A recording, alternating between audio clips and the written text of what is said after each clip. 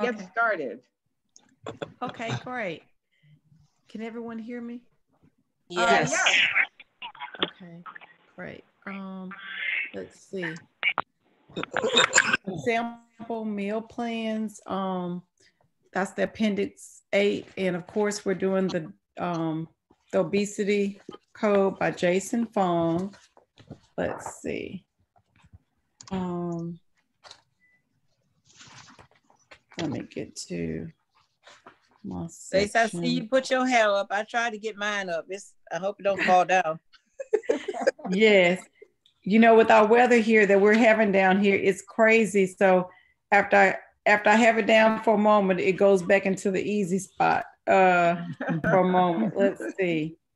I just got through reading through it, and so I just wanted to turn back to where I was to start out with the so I don't get off track.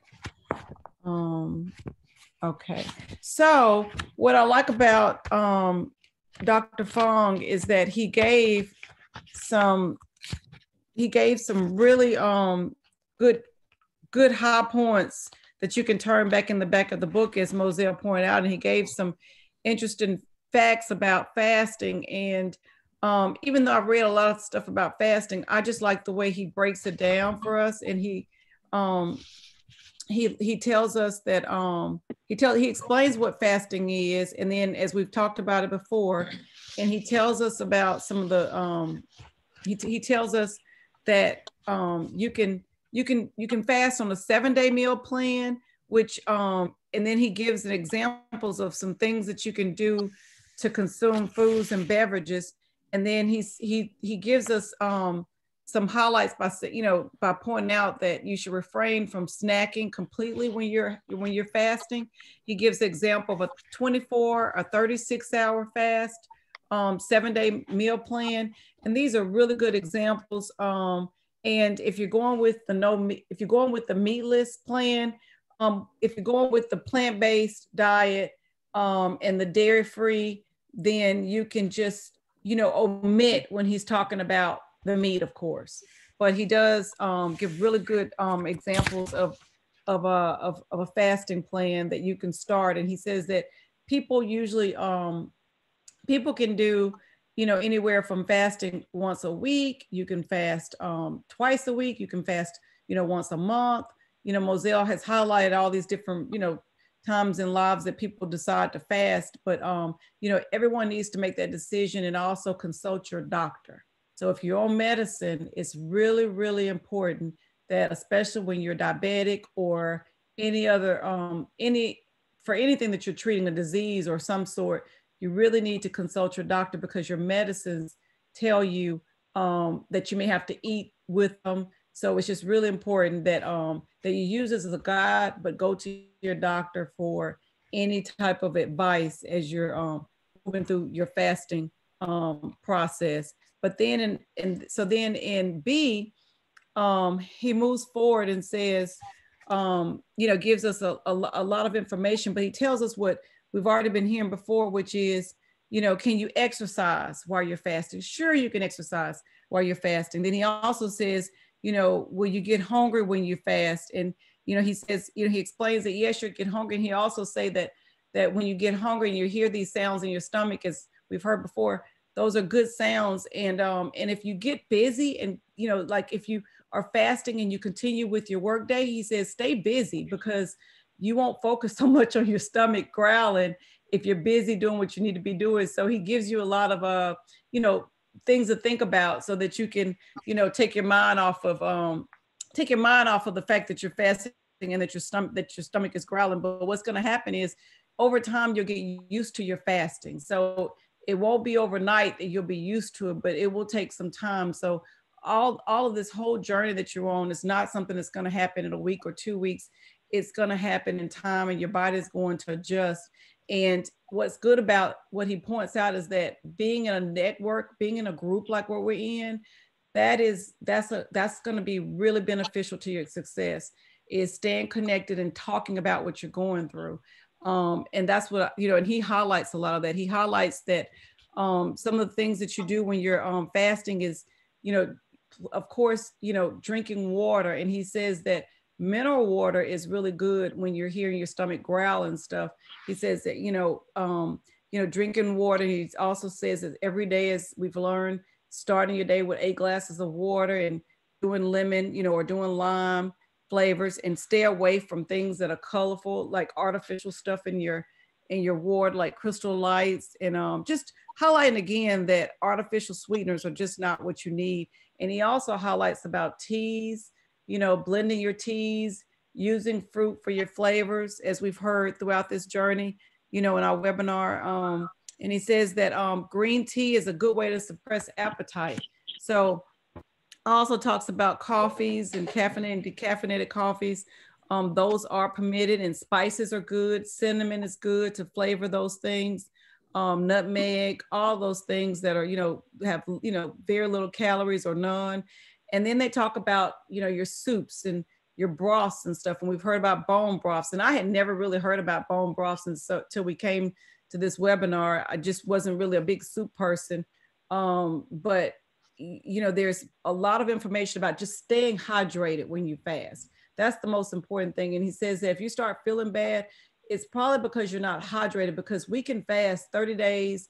We can fast up to 3 months, with just doing, with just staying hydrated. So the most important thing is making sure we are hydrated if we're doing this fast. If we're in the, if we're doing fast within our diet or, monthly regimen. And he says that stay away from telling people what you're doing as far as, your fast, because some people who don't understand what you're doing just really won't get it. So, it's not something you have to blast out if you're doing, not to say that you don't share your journey, but just be careful that everyone may not understand what you're doing. So, so that's the reason why it's very good to lean on your circle or your community that you're in like this, to, to share what you're going through. Because like I say, you don't want anyone discouraging you and putting negative things in your mind. That chapter is really good because he gives you a lot of questions and then he gives you a lot of answers. So, he talks even about cramps and headaches, what you can do. And then, I tell you, keep this book, because when you're going through things, you can just flip back to this book and there's probably an answer in it for you, especially in this appendix, which is easy to read. So we'll move over to Appendix 6.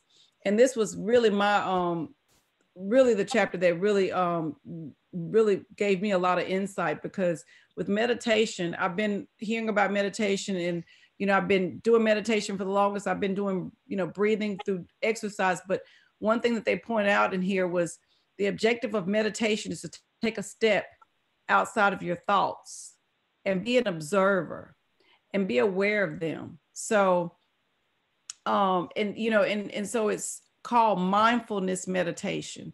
And that helps you relieve stress, because once we let stress take over on us, then it becomes cortisol that's not good. Cortisol that's not good for our bodies. And it helps obesity take over in our bodies. It helps encourage, our stress levels, which can lead to obesity. So this is a good stress reduction, which is to meditate. He tells us to go and find a quiet place, and then also find a ground yourself, whether it's sitting down on the floor. And if you're not able to get low, find a chair and put your feet on the ground. And then, and I'm just highlighting a couple things. He says it doesn't take long.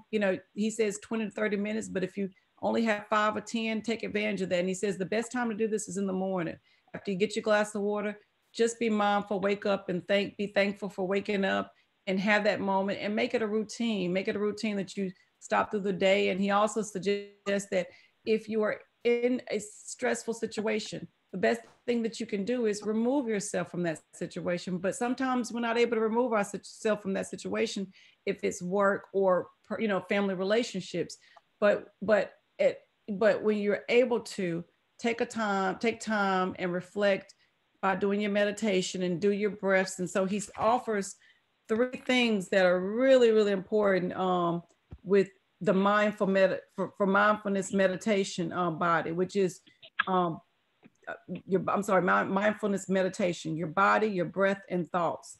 And I just mentioned about what you do for your body, which is to, find a place to relax, quiet place. And he tells you, and he gives you all the instructions that we heard I think it was Miss Hawatha that gave us a snippet of that earlier of how to do some meditation. Well, he describes that, and so you can do it for yourself if you've never done it before in this chapter.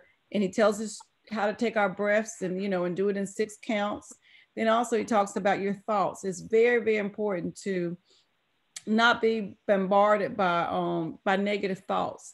You know, stay positive and reflect sometimes on the times when you were happy. If you're not happy at the moment, sometimes it's easier to think back at a time or the last time you were happy, and keep happy people around you. That's really, you know, one of the things that you can do the most to help yourself. And then he moves on over to sleep hygiene.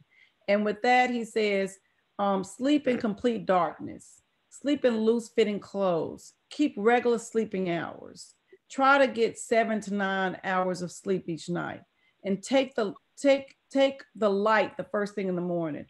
Sunlight is so important for us. We need our vitamin D. And if, you know, at a time like this, when you're in states where it's dark and it's cold, if you know, sometimes I've heard where people have to even get lights that come in, they order lights to give them some of that light, to give, you know, get the right, I guess, lighting that gives you light, because you need that. Also, it says, keep your bedroom slightly cool, and do not leave the TV on. Do not really keep a TV in your bedroom. And if you do, go ahead and cut it off, you know, way before it's time to go to sleep. And definitely don't sleep with it on, because it'll keep your mind wandering. So I will say that if there's nothing else, keep this book near you, because you may forget some of these different things that we've been over, but it's there and it's really an easy read. And that's it. Oh, wow. I'm glad we got through it. Well, listen, Stacey, you are a sweetheart, and you did just a sterling job, and you